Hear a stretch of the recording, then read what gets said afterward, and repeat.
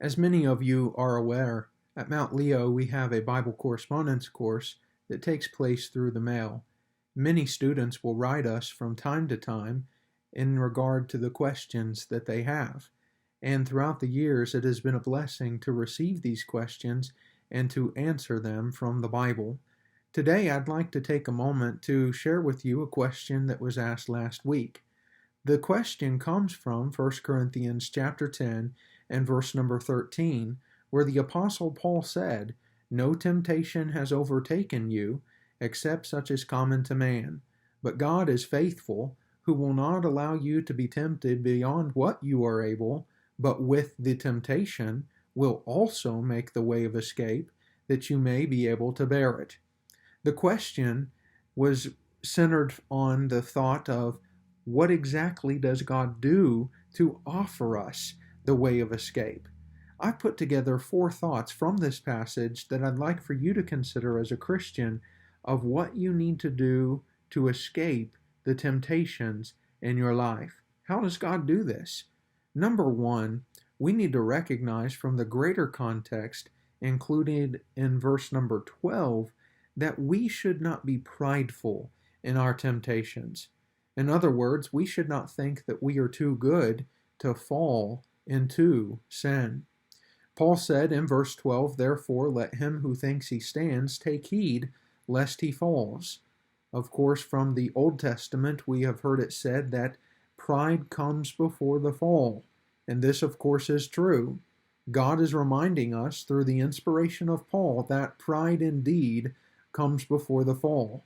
If we think that we're too good for sin, then certainly we have fallen into the nature of deception. It is true that God will not allow us to be tempted beyond what we are able, but we must do everything within our ability and our control to practice His will. Now, God will grant us through these times of temptation, and it is only through God that I am given the strength to be able to overcome temptation. Number 2, we should not think that this temptation we are experiencing is exclusive to us. In other words, any temptation that comes upon us is not unique to us. We're not going through it alone.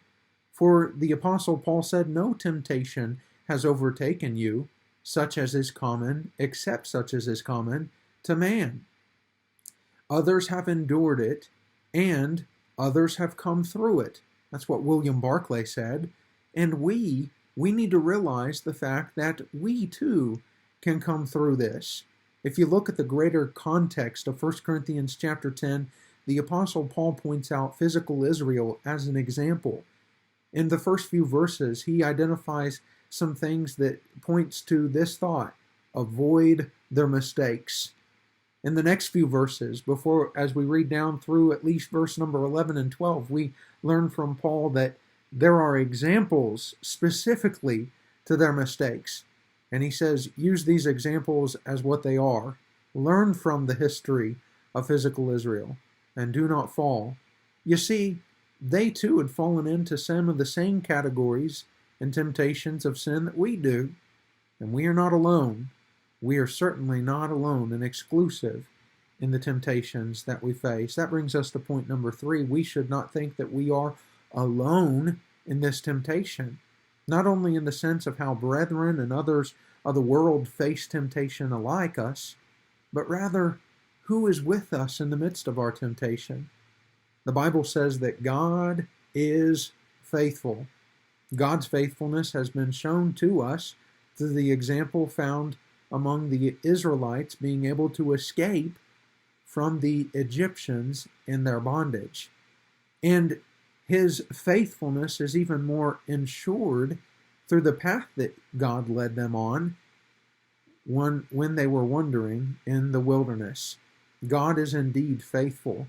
He is faithful then, or He was faithful then, He is faithful now, and He will be faithful in eternity. God is with us in our temptations, and that is in and of itself a great strength.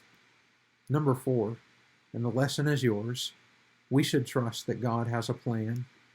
The Apostle Paul identified, but with the temptation will also make the way of escape, that you may be able to bear it.